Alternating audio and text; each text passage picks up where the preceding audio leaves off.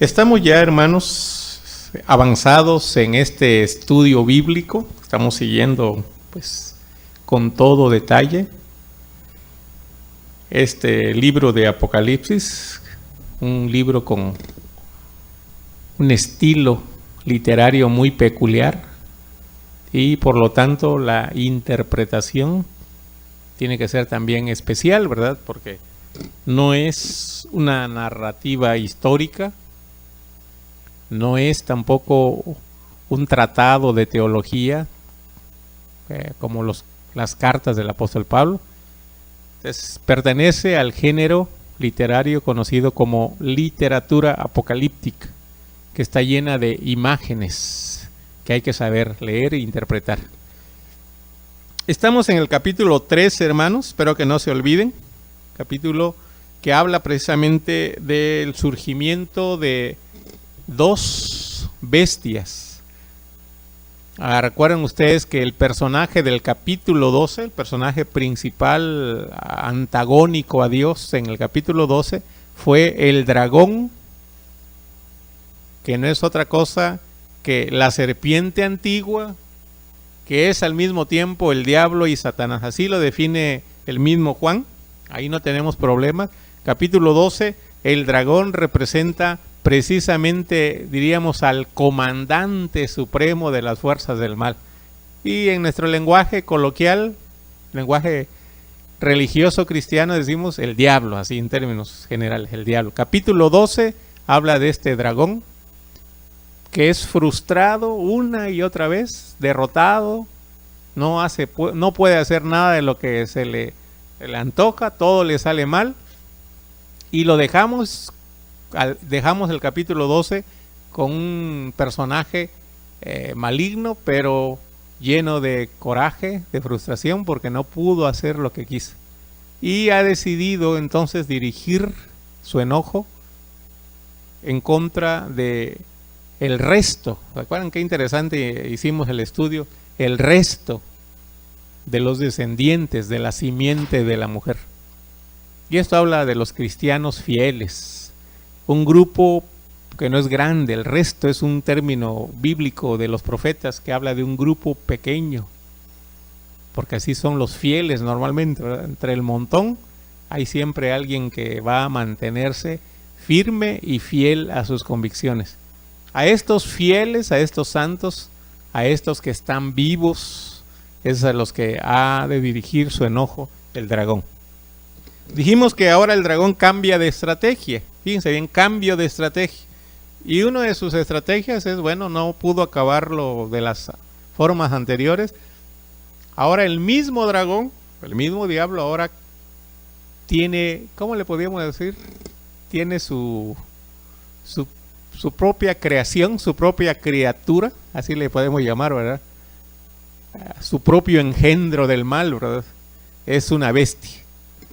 Que por cierto se parece mucho a su papá, ¿verdad? En este caso, la bestia tiene mucho parecido a quien lo engendra, ¿verdad? A quien lo saca.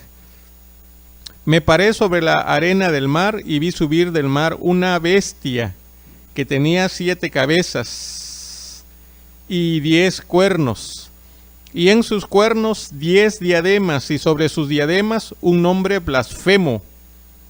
Y la bestia que vi era semejante a un leopardo, y sus pies como de oso, y su boca como boca de león. Y el dragón le dio su poder y su trono y grande autoridad. Vi una de sus cabezas como herida de muerte, pero su herida mortal fue sanada, y se maravilló toda la tierra en pos de la bestia. Y adoraron al dragón, que había dado autoridad a la bestia, y adoraron a la bestia diciendo: ¿quién como la bestia y quién podrá luchar contra ella? Dijimos el martes pasado, hermanos, para quienes estuvieron presentes, les recuerdo, y los que no pudieron estar, pues los pongo al corriente. El martes pasado decíamos que este capítulo y este cuadro, esta imagen que nos está pintando aquí el capítulo 13, tiene mucho o está trabajando mucho a partir del profeta Daniel, un libro también de la Biblia. por cierto, ¿verdad? Daniel, el libro de Daniel, también cuenta, ¿verdad?, como un libro de literatura apocalíptica, es el mismo género literario. En el Antiguo Testamento podríamos decir que el único libro en ese género clasificado en el género apocalíptico es Daniel. Así que en el Nuevo Testamento el principal libro apocalíptico está trabajando sobre el material del profeta Daniel. Esta bestia de por sí es horrible, hermano. No sé si se la han podido imaginar ustedes. A mí como me cuesta mucho la imaginación, me ayudo, ¿verdad? Y ahí el otro día le puse ahí a la computadora, ¿verdad?, la bestia del Apocalipsis, y ya me sacó muchas imágenes, ¿verdad?, de gente que se la ha imaginado, ya ha pintado la bestia del Apocalipsis. Y ya viendo los diferentes dibujos, digo, de verdad que es fea, ¿eh? Es horrible. Es horrorosa. Da miedo. Bien, esta bestia del Apocalipsis, hermanos, está muy elaborada a partir de las 4 bestias, que por cierto, el término bestia ya se lo debemos al profeta Daniel, ¿verdad? A Daniel. Daniel nos habla de 4 bestias diferentes. Bueno, pues Juan hace algo interesante. Hace una sola bestia, ¿verdad?, con rasgos de las 4 bestias de Daniel, y eso lo hace todavía más horrendo, ¿verdad?, porque tiene partes de leopardo, tiene partes de león, de oso, ¿verdad?, tiene diferentes partes, ¿verdad?, de las bestias de Daniel. Pero al igual que las bestias de Daniel, en Daniel, ¿verdad?, las bestias, cada una de las bestias tiene más de una cabeza. Más de una cabeza. Y también tiene cuernos. Bueno, aquí la bestia del Apocalipsis tiene, ¿cuántas cabezas, hermano? Tiene 7 cabezas y 10 cuernos. Y sobre cada cuerno, su diadema. ¿Bien? ¿Qué significa, hermano? Bueno, así aparentemente nos costaría mucho. Si vamos a Daniel, el libro de Daniel nos va a ayudar mucho. Y por eso Juan sabe, ¿verdad?, lo que está haciendo. Está escribiendo sabiendo que la gente le va a entender. Nosotros, como estamos tan lejos en el tiempo y también geográficamente, pues tenemos más problemas para entender. En el libro de Daniel, cada bestia, hermanos, representa principalmente naciones, ¿verdad? Naciones. Son naciones. Y esto ya nos debe decir, ¿verdad?, algo aquí, ¿verdad? ¿Qué bestia puede tener 7 cabezas, hermano? ¿Qué bestia puede tener 7 cabezas? Si las cabezas son naciones. No ahorita, ¿verdad? Y esto nos puede ir empujando un poquito. Si Daniel, que es la base de las imágenes para las bestias del Apocalipsis, dice que las diferentes bestias que él ve representan a naciones que asolaron, que dominaron al pueblo de Israel. Bueno, ya podemos decir aquí, ¿verdad? Estas bestias se le llaman bestias, que tienen 7 cabezas y cada cabeza representa una nación, o 7 cabezas habla de muchas naciones. ¿A qué tipo de bestias podrá estar haciendo alusión? Exactamente, hermana. Muy bien. Muy buena respuesta. Precisamente, vean ustedes cómo Juan está dando un lenguaje. Yo les digo, ¿verdad?, si algunos piensan que los cristianos no nos debemos meter en política, Juan es bien político, ¿verdad? Se leía todos los periódicos y veía todos los programas de análisis político de su época, ¿verdad? Juan está muy interesado, no tanto en lo que va a pasar en el futuro, porque a veces así se ha visto el Apocalipsis, un libro que nos va a decir lo que va a pasar allá en el final de la historia humana, ¿verdad?, para el año 3545. No, Juan está muy interesado en su tiempo, en entender su tiempo y en animar a sus creyentes, a los que él dirigía, a los creyentes que él estaba dirigiendo, precisamente a compartir una visión de la historia que les ayudara a vivir su propia historia, su propio tiempo. Recuerden que la diferencia entre un reino y un imperio es que un reino puede ser de una nación, pero el imperio es cuando un rey comienza a avasallar a los reyes cercanos y comienza a extenderse, que ese ha sido el sueño de muchos en la historia, ¿sí? De muchos, y es el sueño de actualmente, ¿verdad?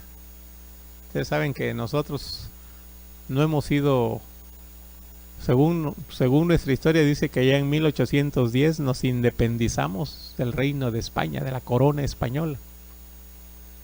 Pero un análisis, diríamos, ¿realmente somos independientes los mexicanos? México es un país, o seremos parte de algún imperio, hermano. Bueno, tenemos un vecino aquí, ¿verdad? Arribita de nosotros, que no canta mal las rancheras, ¿verdad? Uno de los imperios, al menos de los que sueña con ser uno de los grandes imperios. Pero por otro lado, por muchos años, en las últimas décadas del siglo XX, estuvo otro imperio fuerte, ¿verdad? O al menos otro grupo de naciones que se le conoció como el bloque soviético. Y que por cierto, esa bestia o ese imperio quiere resucitar, ¿verdad? Ustedes han conocido la historia reciente, que Rusia tiene planes de anexarse a otros países, ¿verdad? ¿Por qué? Porque ha sido el sueño, ¿verdad? Hitler, ustedes conocen cómo inició, llegó al poder de su país, pero muy pronto dijo, no, yo no quiero ser solamente dirigente de mi país, ¿verdad? Empezó a expandirse, ¿verdad? en su guerra y anexarse. Él quería formar lo que se conoce como el Tercer Reich, ¿verdad? Esa era su tendencia o su tirada, como decimos. ¿Qué significan entonces los cuernos, hermanos?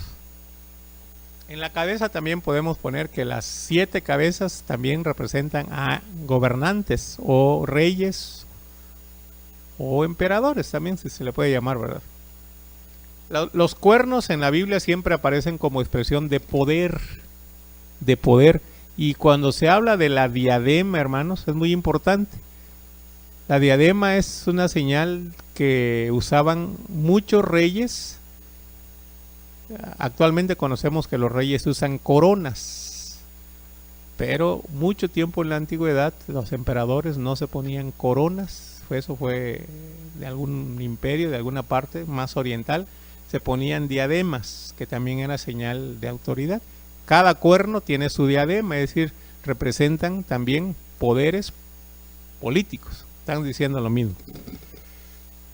Vamos entonces, Armando, de qué está haciendo, qué quiere, qué lenguaje, qué mensaje quiere mandar Juan, ¿verdad?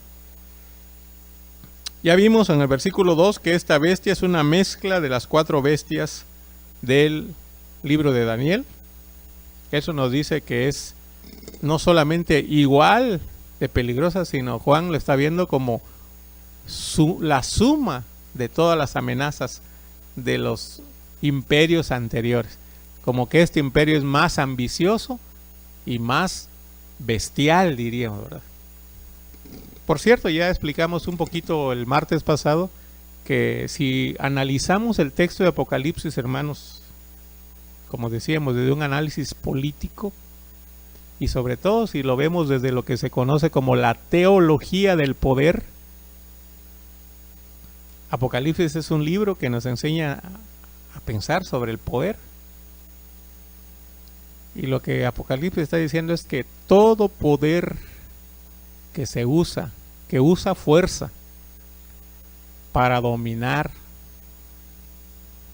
para explotar y para provecho personal, todo poder es bestial, así, sí, es bestial, es salvaje, pero no solamente eso, es diabólico. Porque vean ustedes que dice al final del versículo 2, el dragón, el del capítulo 12, el diablo, le dio su poder y su trono y grande autoridad.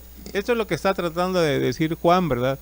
Los grandes imperios, o detrás de todo ejercicio de poder donde el poder se use para provecho personal, donde el poder se use para dominar a otros, para explotar a otros, para oprimir a otros, todo ejercicio del poder en esa dirección es diabólico. Ustedes conocen las grandes frases que se han dado en la historia a cuestión del poder, ¿verdad? Se dice que el poder corrompe, ¿verdad? El poder absoluto corrompe absolutamente. Dijo ya un político hace muchos años, ¿verdad? Un político inglés. El poder absoluto corrompe absolutamente, dice. Y Juan no es ningún niño iluso, ¿verdad? Ningún cristiano que vive fuera de su realidad. No, no es nada de eso, al contrario. Es un cristiano que vive su fe en medio de la realidad de su pueblo y que él mismo le ha tocado de su historia. ¿Qué está denunciando Juan, hermanos? Está denunciando al poder imperial, que no es otra cosa que salvaje, bestial, diabólico. Y esto nos debe sorprender, hermanos, porque a veces nosotros vemos con buenos ojos. Y eso que nosotros no somos, fíjense bien, nosotros los mexicanos no somos nacionalistas, hermanos. Nos han robado mucho tiempo el nacionalismo. Antes, por lo menos, yo recuerdo, ¿verdad? Yo recuerdo que a mí me tocó desfilar el 16 de septiembre, el 20 de noviembre. Yo no sé si les tocó a ustedes, ¿verdad? Pero a mí me tocó todavía. Pero ahora cada vez los gobiernos se han encargado de que pase como una mera celebración. Los mexicanos no tenemos mucha identidad nacional ni somos muy nacionalistas. Pero con todo eso, hermanos, somos muy regionales. Porque cuando Estados Unidos ataca, casi siempre nosotros decimos, qué bueno que haya alguien que defiende al mundo, ¿verdad? Ahorita los norteamericanos y su presidente están muy activos y muy atentos a lo que está pasando allá en Ucrania, ¿verdad? Y el presidente Obama está muy seriamente mandándole mensajes al presidente ruso. Decirle, cuidado, porque te las vas a ver con nosotros. ¿Qué tanto le interesa a Estados Unidos, hermanos, lo que sucede allá en Ucrania? ¿Qué tanto le podrá interesar? Bueno, pues normalmente ustedes platican con un norteamericano promedio. Normalmente un norteamericano promedio se siente muy orgulloso de combatir por su patria. Si hay algo que orgullece a un norteamericano es que aparezcan en la casa las condecoraciones del papá, del abuelo. Y casi si van ustedes a la casa de un varón y le dicen, ¿y tú en dónde serviste? No, yo no fui a la guerra. Casi le están diciendo, tú no vales. Si no fue parte de alguna misión, que estuvo en alguna misión de guerra en el extranjero. Es un orgullo. Y vean ustedes cómo tratan a sus caídos en guerra los norteamericanos, hermano. Cómo los homenajean. Porque es un honor morir por la patria. Aunque no sea por la patria, ¿verdad? Ustedes conocen la historia, o si les gusta la historia, van a conocer la triste historia de Vietnam, ¿verdad? La guerra de Vietnam, que nunca la ganaron los Estados Unidos, nunca la ganaron. Se murieron miles, cientos de miles de jovencitos americanos. Y nunca, hasta que el pueblo empezó a protestar y decirle, ya, van a seguir matando a nuestra gente. Fue una locura. Y nunca ganaron esa guerra, ¿verdad? Pero eso no los ha impedido para que sigan peleando guerras. Y siga siendo un honor pelear por la patria. Aunque quién sabe realmente si es por la patria, ¿verdad? A veces son intereses precisamente de sus presidentes y de los grupos de poder. Bien, Juan está precisamente haciendo esa lectura, hermano, y es importante que seamos capaces de ver esto aquí, ¿verdad? Más que decir, hermanos, el Apocalipsis dice cuándo se va a acabar el mundo, ¿verdad? Pienso que esa sería una lectura mala, una mala interpretación. Juan está invitando a reconocer el tiempo en que vivimos y la manera que un cristiano debe vivir en el tiempo que nos ha tocado vivir. Pero vean el versículo 3, este es el que da problemas, hermano. A ver, les voy a pedir que lean junto conmigo 13:3. Vi una de sus cabezas como herida de muerte, pero su herida mortal fue sanada, y se maravilló toda la tierra en pos de la bestia. Una de sus cabezas fue herida de muerte. Su herida mortal fue sanada. ¿La herida mortal de quién? De una de sus cabezas. Pero vean cómo Juan cambia aquí. Se refiere a la cabeza y se refiere a la bestia como si fuera lo mismo, ¿eh? Primero habla que una de sus cabezas fue herida de muerte, pero luego dice, su herida mortal fue sanada. Y al final dice, y se maravilló toda la tierra en pos de la bestia. ¿Sí? Para Juan, la bestia y sus cabezas prácticamente son la misma cosa, ¿verdad? ¿Qué significa el verso 3, hermanos? Y esto es algo que ha dividido la interpretación de Apocalipsis, algo en la que se han dividido los intérpretes de este libro. ¿Están listos para que entremos, hermano? A algunos les va a parecer tedioso porque es como dar una base muy importante, pero necesitamos hacer esto, ¿verdad? Que vamos a continuación a hacer. El martes pasado les dije, ¿verdad? Que no veamos, porque se nos ha llenado la cabeza, ¿verdad? No veamos el anticristo. Porque el anticristo es un personaje que no está en el Apocalipsis, hermano. No pertenece al Apocalipsis. No sé quién lo metió, ¿verdad? No sé si ustedes han visto. A mí me daba mucha gracia ver, algunas veces, mejor dicho, viendo en la televisión alguna caricatura. ¿Qué les puedo decir? Por ejemplo, del Pato Donald, ¿verdad? Por decir alguna caricatura del Pato Donald. De repente aparecía Porky, ¿verdad? Y me dio mucha gracia una vez que se metió Porky, ¿verdad? Y dice el pato, ¿y tú qué haces aquí si esta caricatura no es tuya? Le dice, ¿qué haces aquí en este programa? Diría, ¿qué haces en esta caricatura? Esto no es tuyo. Dice, tú eres de otra caricatura, ¿verdad?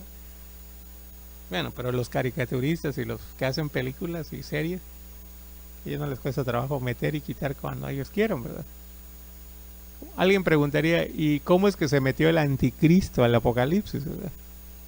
Bueno, el anticristo no existe, no tiene Juan ninguna figura de anticristo. Entonces, les digo esto porque muchos libros que se han escrito sobre el Apocalipsis si empiezan a hablar del anticristo, y creo que el 40% de sus comentarios, de sus libros, hablan del anticristo. Y el anticristo nunca está presente en el Apocalipsis. No pertenece a Juan, el Apocalipsis de Juan, no existe el anticristo. Les dije el martes pasado, el anticristo solamente aparece en Primera de Juan. Y no es un título singular, no es el anticristo, son los anticristos. Y la mejor definición de los anticristos o cualquiera que sea anticristo es aquel que niega que Jesucristo ha venido en carne. Así que es una cuestión de herejía. Un anticristo es un hereje que niega la humanidad de Cristo. Así que vean ustedes que no tiene nada que ver con esa imagen de anticristo que se ha fabricado durante muchos años y que muchos ya lo hicieron parte del Apocalipsis y no sé en qué hora metieron a ese personaje, ¿verdad? Entonces, como una aclaración, ¿verdad? El libro de Apocalipsis no habla nunca del anticristo. Ya les puede a ustedes servir como guía, ¿verdad? Si algún día les cae por ahí algún comentario, algún artículo sobre el libro de Apocalipsis, chequen, ¿verdad? Si ese comentarista habla del anticristo, está, lamentablemente decimos, anda perdido, ¿verdad? Anda perdido. No existe, ¿verdad? En el Apocalipsis no existe el personaje llamado anticristo. Y yo les decía, ¿verdad? Esta es una historia, tiene su explicación. Alguien lo metió en el pensamiento evangélico de hace unos 200 años y no sé cómo, pero explotó, ¿verdad? Y todo el mundo empezó a hablar del anticristo, el anticristo, el anticristo. Así que muchos de nosotros crecimos con esa idea de el anticristo, pero que no es, al menos en el libro de Apocalipsis, no pertenece, nunca aparece. Bien, vamos entonces, para empezar, ahora vamos a descartar, porque muchos dicen que esta cabeza, os hago la aclaración, ¿verdad? Algunos comentaristas cuando llegan al punto de aclarar el versículo 3, ahí, como decía mi papá, ¿verdad? Ahí tuerce la puerca el rabo, dice. Ahí comienzan a salirse de carril, ¿verdad? Porque empiezan a hablar mucho del anticristo, un personaje que no existe y seriamente, exegéticamente, no resiste el análisis. ¿A qué horas alguien metió al anticristo ahí? ¿Qué significa esto de que una cabeza fue herida de muerte, hermano? ¿Cómo se lo imaginan? Acuérdense que el libro de Apocalipsis hay que imaginarlo. Está la bestia, tiene sus 7 cabezas, sus 10 cuernos, pero una de ellas, de repente Juan dice, vi que una de ellas fue herida de muerte. Pero su herida mortal, ¿qué pasó? Sanó. Si quieren checar también, hermanos, versículo 12. Aunque no vamos hasta allá, pero quiero que porque ahí vuelvo a ver la referencia. El versículo 12 dice, y ejerce toda la autoridad de la primera bestia en presencia de ella, y hace que la tierra y los moradores de ella adoren a la primera bestia. Estamos hablando de esta primera, cuya herida mortal fue sanada, ¿sí? Cuya herida mortal fue sanada. Así que completamos, ¿verdad? Con el versículo, vamos a ver si sigue adelante. Y el versículo 14 vuelve a mencionar, y engaña a los moradores de la tierra con las señales que se le ha permitido hacer en presencia de la bestia, mandando a los moradores de la tierra que le hagan imagen a la bestia, que tiene la herida de espada y vivió. Fíjense bien, en 3 versículos se recalca lo mismo, pero de diferente manera. Parece que se dijera lo mismo, pero no es lo mismo. El versículo 3 dice que aparece una de sus cabezas herida de muerte, pero fue sanada la herida mortal. En el versículo 12 dice que la primera bestia, ya no la cabeza, cuya herida mortal fue sanada. Pero en el versículo 14 dice la bestia que tiene la herida de espada y vivió. En las primeras 2 referencias no se nos había dicho que su herida fue de espada. En las primeras 2 referencias dice que su herida fue mortal, pero sanó. Pero en la última referencia no dice que sanó. ¿Qué dice? Hoy no hay tanto calor, hermano, ¿verdad? Así no hay pretexto de... Yo les dije que le doy permiso a que se duerman, le digo, cuando hay mucho calor. Fíjense bien, las 2 primeras veces dice que era una herida mortal, pero sanó. En esta última dice que vivió, y aquí voy a explicar, ¿verdad? La palabra no es solamente vivió, sino resucitó. Es uno de los términos que se usa para hablar de la resurrección. Es interesante. Hermano Gil no trae su versión multiversión, ¿verdad? Que a veces nos ayuda a comparar otras versiones. Pero normalmente aquí debe decir que la herida de la bestia estaba herida, pero vivió o revivió o resucitó. ¿Revivió? ¿Tiene ahí? Ah, muy bien. Exactamente, esa es la idea, que volvió a vivir. Claro, algunos tienen problemas o cuidado más bien, o reservas, para no poner resucitó, porque da la impresión que está haciendo lo mismo que el Señor Jesucristo. Pero precisamente esa es la idea de Juan. Está haciendo una parodia. Acuérdense que esta bestia tiene un nombre blasfemo, y blasfemar no significa solamente hablar mal de Dios, sino implica también usurpar el lugar de Dios. Lo que hacía el Imperio Romano, que ya identificó Juan que él está hablando, al hablar de esta bestia, está hablando del Imperio Romano. Lo que hacía el Imperio Romano es levantarse casi, y sus emperadores como divinos. Ya les he explicado muchas veces que la palabra Augusto, hermanos, no fue originalmente un nombre. Augusto es un título de nobleza que el Senado romano le dio a su emperador. Al primero de ellos fue Octaviano, a quien le dio el título de Augusto, que significa digno de adoración, digno de ser reverenciado. Divino, pues. Lo estaba divinizando. El Senado romano llegó hasta ese punto, ¿verdad? A divinizar a sus emperadores. Así que todos los emperadores, después de la familia de Augusto, pues se consideraban, mantenían el mismo título, eran dignos de adoración. Por eso se habla de blasfemia. Y aquí Juan está haciendo tratando de hacer una parodia, ¿verdad? Parodia. La bestia también, o una de sus cabezas, muere y resucita. Fue por espada, se nos dice que fue por espada. Fue herida, pero revivió. ¿Qué les parece, hermano? ¿Están listos? Bueno, podríamos hacer una explicación larga, si a alguien le interesa, ¿verdad? Le puedo compartir materiales bastante extensos. Hay que detenernos, hay que ir lento, pero en términos generales los voy a mencionar. ¿Qué significa la cabeza herida de muerte que sanó o que revivió, que resucitó? ¿Qué es? Bien, los estudios y la posición, ¿verdad?, de las que yo he leído, que me gusta más, porque hay muchas interpretaciones, ¿verdad? Pero he leído varias interpretaciones y al mismo tiempo he leído los puntos débiles de esas interpretaciones. Entonces, a mí me parece que la que les voy a compartir es la que tiene mayor peso. Se está hablando de un personaje, de un emperador, que ustedes lo van a reconocer ahorita, cuando se los mencione, ¿verdad? Porque es muy famoso. Si yo les preguntara cuántos emperadores romanos recuerdan ustedes un nombre, algunos me va a decir más de uno, ¿verdad? Pero seguramente más de uno va a decir, o todos van a coincidir en uno de ellos.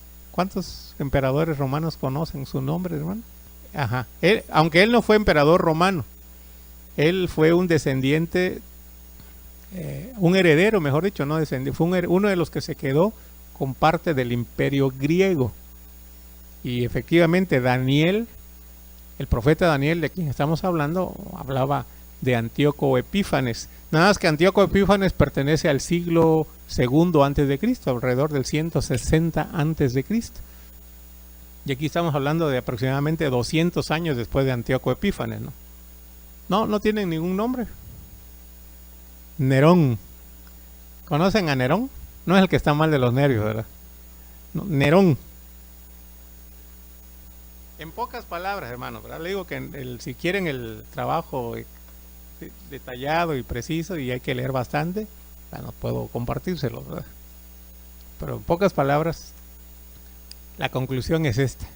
Juan está refiriéndose con esta cabeza herida que resucitó a uno de los emperadores romanos que la historia reconoce.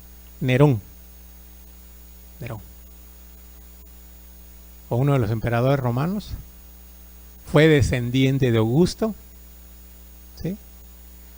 ¿Alguien de ustedes sabe algo así que haya oído, algo que pueda ayudarnos? De lo que sepan de Nerón, hermano. Cruel. A él se le echaron la culpa, ¿verdad? Es decir, digamos, el peso de la historia dice que fue Nerón, ¿verdad?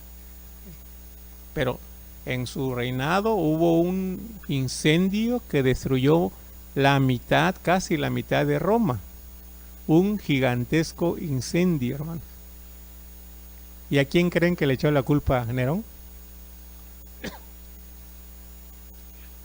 A los cristianos, a los que empezaban, sabía que todo el mundo lo iba a odiar. Entonces, como que el gobierno siempre tiene esa tendencia, ¿verdad?, de desviar la atención. Y quien pagaron los platos rotos de este incendio fueron los cristianos. Se desató con Nerón una persecución. ¿Sabían ustedes un dato, hermanos, de la crueldad de Nerón, ya que mencionó a la hermana la crueldad? ¿Alguien ha oído qué tan cruel fue Nerón? Sí, así alumbraba su jardín en las noches. Amarraba cristianos vivos a un poste y los llenaba de brea y luego les prendía fuego para que estuvieran alumbrando toda la noche su jardín, porque se construyó una casa muy bonita. Entonces ya se imaginan ustedes el talante, ¿verdad?, de Nerón. Si quieren checar, ¿verdad?, lleguen a su casa y busquen ahí en la internet y les va a dar, yo creo, más datos sobre Nerón. Pero a Nerón se le conoce también porque mandó a matar a su propia mamá. Agripina era el nombre de su mamá.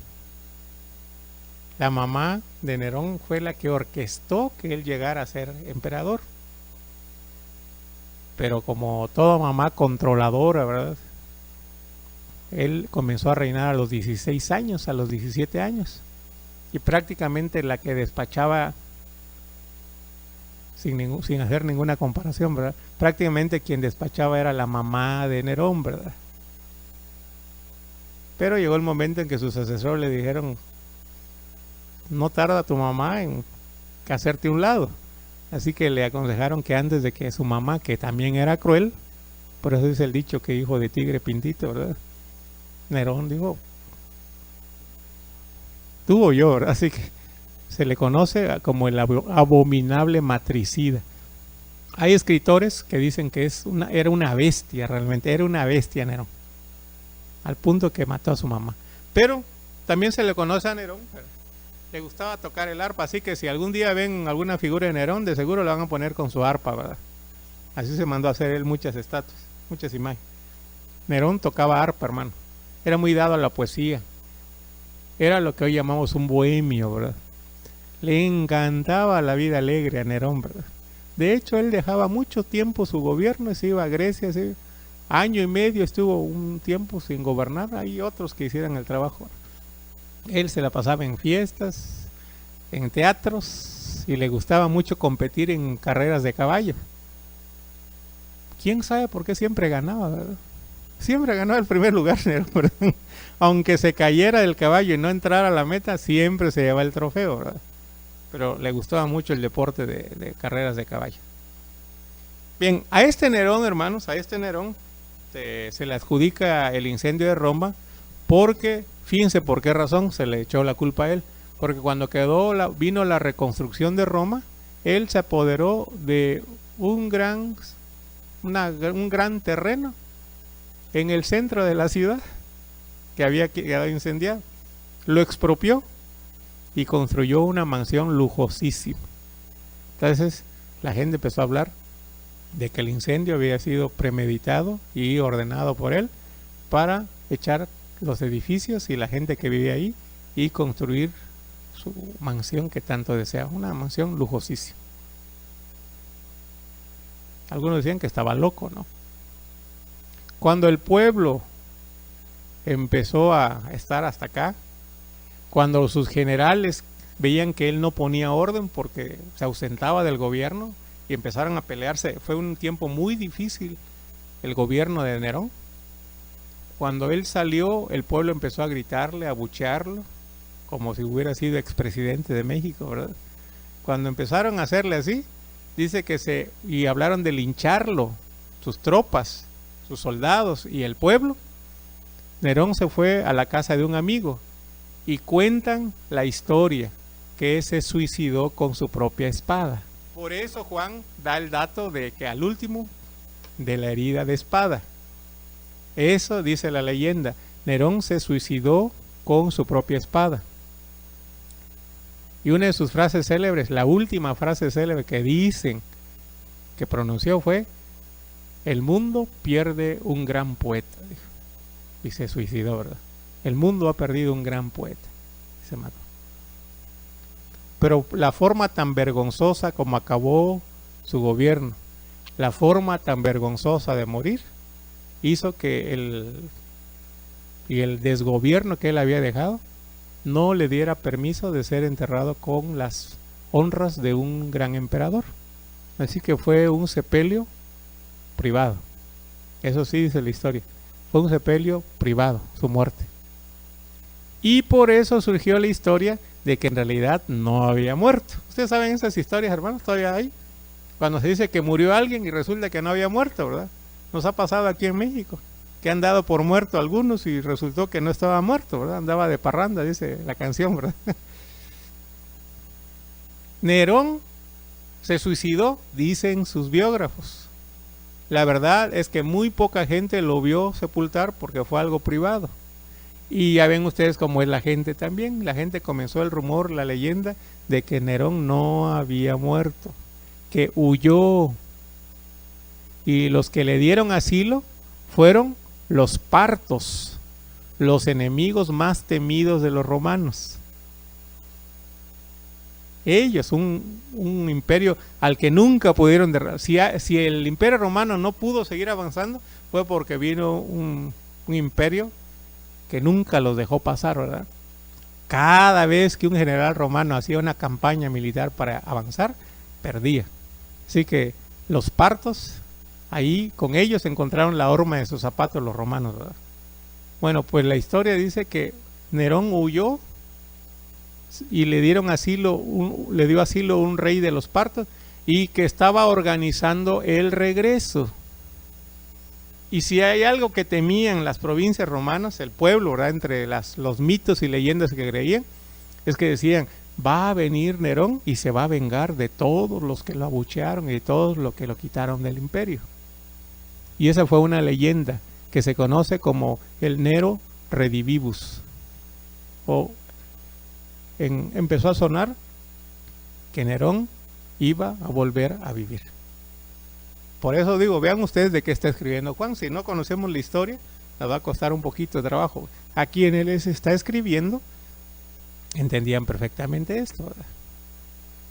La cabeza que fue herida, una herida mortal, una herida de espada, pero revivió. No usa la palabra técnica para resucitar igual que la del Señor Jesucristo. Usa una palabra sinónima, pero significa así como lo leyó en la versión de la hermana Elba, revivir. Ahora, la pregunta es realmente, ¿a qué está refiriendo Juan cuando dice que la cabeza volvió a vivir? ¿Significa que Juan creía que Nerón en realidad no había muerto, que era el rumor más fuerte entre el pueblo? Esa es una posibilidad. Pero hay otra posibilidad, que hubiera regresado encarnado en otro emperador, que la gente también creía mucho en eso. ¿Se acuerdan ustedes que cuando el Señor Jesucristo le preguntó a sus discípulos, ¿quién dice la gente que soy yo? ¿Se acuerdan que la misma gente contestó que era Elías? Otros dicen es Juan Bautista que resucitó y por eso le dio miedo a Herodes. O alguno otro de los profetas, dice. En la antigüedad se creía que si no resucitaba la misma persona, volvía el espíritu y reencarnaba o resurgía en otra persona. Esta es la otra posibilidad que Juan está diciendo, y esta es la que a mí me parece más interesante. Que lo que Juan estaba diciendo es que Nerón, sí está hablando de Nerón, está aprovechando la leyenda de la supuesta muerte de Nerón, pero yo pienso que Juan está diciendo en clave, porque es lectura política, hermano, ¿verdad? También tiene que venir en clave. En clave, Juan está denunciando al emperador que actualmente estaba en funciones cuando el libro se escribió. ¿Qué tienen en común Nerón y Domiciano, hermano? Su crueldad. ¿Qué tienen en común Nerón y Domiciano? Que él mismo decía que era la reencarnación de Nerón. Y además, que él se encargó de desatar una persecución tan violenta contra los cristianos como lo hizo Nerón. Entonces, según esta posición, esta postura, esta interpretación que a mí me convence mucho, ¿verdad? A mí me gusta mucho y me convence por toda la argumentación que hace el autor. El versículo 3, bueno, todo este capítulo 3 está denunciando al Imperio Romano, pero está denunciando al Imperio Romano en el momento en que Juan está viviendo, en la época en que sus lectores están leyendo el libro. Está diciendo la bestia, que no es más que diabólica, que no es más que una estrategia del diablo contra los cristianos, es el actual emperador. ¿Cómo aparecen hoy los grandes líderes mundiales, hermano? ¿Les parecen ustedes horrorosos? ¿Les parecen ustedes feos? Gastan millones de dólares en publicidad y en campaña de su persona para hacerlos sentir que son buena gente. Yo no puedo hacer ningún juicio, ¿verdad? No me atrevo, pero sí puedo decirles que cuando, si mi memoria no me falla, ¿verdad? Que cuando en el 2009 el presidente norteamericano Barack Obama asumió la presidencia de la República, no sé si todos ustedes recuerdan quién estuvo en la toma de protesta. Aparte de ellos, fue invitado Rick Warren. Rick Warren, el pastor más famoso evangélico en los Estados Unidos. Él hizo la oración, que no la tomó más de un minuto, creo, ¿verdad? Pero él hizo la oración de bendición por Barack Obama. Fíjense bien, qué situación, ¿verdad? Cuando yo vi eso, me emocioné. Tengo que confesarlo, hermano. Yo me sentí emocionado. Y yo dije, este hombre parece que es el que viene con un corazón para favorecer a los migrantes, porque él mismo es de esa minoría. Estoy oyendo en las noticias que la mayor cantidad de deportados se ha dado en el gobierno de Barack Obama. Se ha recrudecido la política migratoria de los Estados Unidos y se ha tratado mal en el gobierno de Barack Obama. Así que a veces los poderosos se hacen pasar por ovejas, pero en realidad son lobos, son bestias. Si no, no podrían estar ahí, hermanos.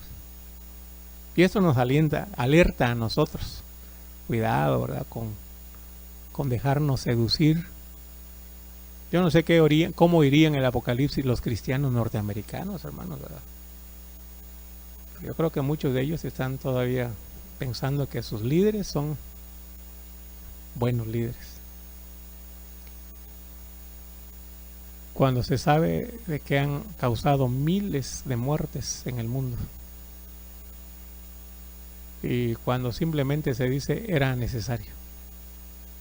Y la frase más moderna o contemporánea para esas bajas es daños colaterales. Son daños. Si no morían ellos, iban a morir miles. Fíjense bien cuál es la lógica ahora. Es que así, matando a 100,000, evitamos que muriera 1,000,000. Así como que eso nos debe dar a nosotros paz, ¿verdad? Bueno, a lo mejor en ese 1,000,000 íbamos a morir nosotros, ¿verdad? Así que decimos, qué bueno. Pero si nosotros o un familiar nuestro fuera uno de los 100,000, no pensaríamos igual, ¿verdad? ¿Qué está alertando Juan aquí, hermanos? Todo poder político que oprime, que sueña con gobernar, con controlar la vida de otras personas, tiene su origen en el diablo. El poder es diabólico. Por eso le decía que aquí hay una parodia burda con el Cordero. ¿Se acuerdan en el capítulo 5? Ya analizamos esto. Cuando lloraba Juan y la voz del anciano le dice, no llores, he aquí el león de Judá ha vencido. Y cuando Juan oye esta voz dice que volteó, ¿y qué vio en el centro ahí? Un cordero como degollado. Así reina Dios, hermanos, con amor, porque el cordero degollado refleja a Cristo crucificado. Jesús, tendremos oportunidad en esta Semana Santa, pero es uno de los textos que a mí me fascina, hermano. La misma noche antes de su muerte, dice San Juan capítulo 13. Fíjense cómo me gusta ese texto. Sabiendo Jesús de dónde venía, del Padre, y sabiendo a dónde iba con el Padre, y sabiendo que el Padre le había dado todas las cosas en sus manos, todo poder, como había amado a los suyos, los amó hasta el fin. La mejor traducción ahí es los amó hasta el extremo, hasta donde más ya no se puede amar. Pero inmediatamente después viene una escena muy gráfica. Jesús se levantó de la mesa. Así, San Juan 3. Vean qué bonitas son las imágenes. Se paró Jesús. Él estaba, ¿dónde creen que estaba sentado Jesús? En lugar de honor. Era el padre de familia. Se levantó de la mesa. Luego dice, se quitó el manto. El manto es señal de autoridad. Y en lugar del manto, ¿qué tomó, hermano? Una toalla. Se la ciñó. Tomó agua y comenzó a lavar uno a uno los pies de sus discípulos. Incluso al traidor. Y después de que Jesús le lavó los pies, dice, ¿saben lo que les hice? ¿Saben lo que he hecho? Dice Jesús. A mí me encanta eso. Ustedes me llaman a mí Maestro y Señor. Títulos de poder, de autoridad. ¿Y qué dijo Jesús? Y lo soy, dijo. Y verdaderamente lo soy. Me llaman así y lo soy. Pero inmediatamente dice, pero si yo soy el Maestro y el Señor, yo les he lavado los pies a ustedes con mucho más razones. Ustedes deben lavar los pies unos a los otros. Ejemplo les he dado para que como yo hice, ustedes también hagan. ¿Qué está enseñando Jesús? El último momento de la comunión con sus discípulos. Les está diciendo, el poder no es para sacar provecho. Teología del poder, hermano. El poder es para dar vida. El poder es para servir. ¿Cómo cambiaría el mundo si los cristianos que aspiran a estar en política entendieran el mensaje de la cruz? Lo más triste es que algunos cristianos hacen carrera y apoyan a los cristianos nada más para hacer lo mismo que hacen todo el mundo, ¿verdad? Llegar al poder y sacar provecho personal de ese poder. ¿Cómo cambiaría el mundo si nosotros dijéramos el poder es para servir, el poder es para dar vida? Por eso Juan está denunciando todo poder, aunque venga disfrazado o una burda parodia del Cordero, no es más que una bestia salvaje. A mí me encantó esto, hermano. Un poder puede verse de lo más bello posible. De hecho, tenemos un presidente que, según las características de belleza masculina, no es feo, ¿verdad? No es feo. Porque hoy se cuida mucho la apariencia. Tienen que decir buena gente, guapo, joven, poderoso. ¿Qué diría Juan? El poder absoluto corrompe absolutamente. Detrás de todo poder que busca su propio provecho está Satanás. El poder es bestial, es salvaje, es diabólico. Bien, ahí lo dejamos hoy, hermanos. Espero que les haya servido esto. Juan está apenas, ¿verdad?, dándonos la clave para entender este capítulo 13. Hermano Gil, si nosotros quisiéramos comparar a Juan hoy, hermanos, creo que sería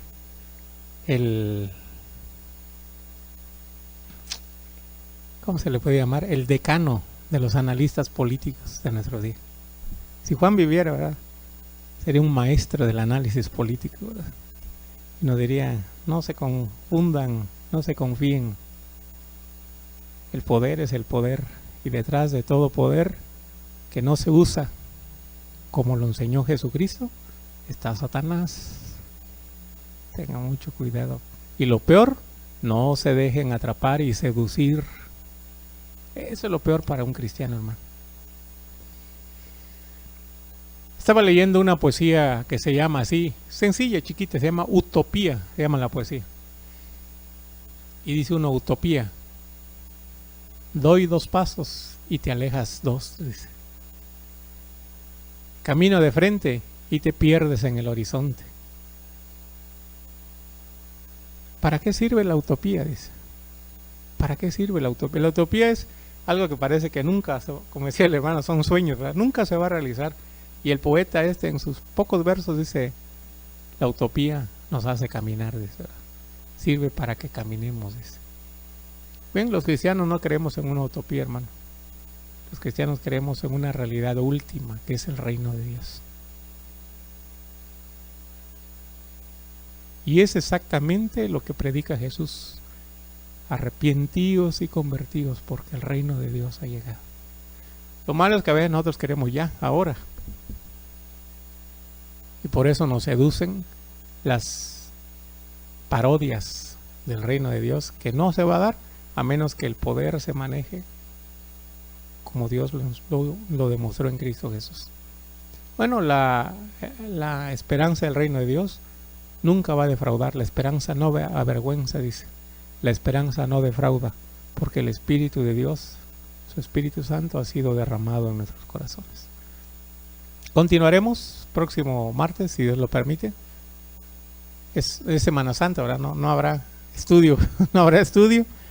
Así que tendremos un breve receso en el libro de Apocalipsis, pero sigan leyendo, hermanos.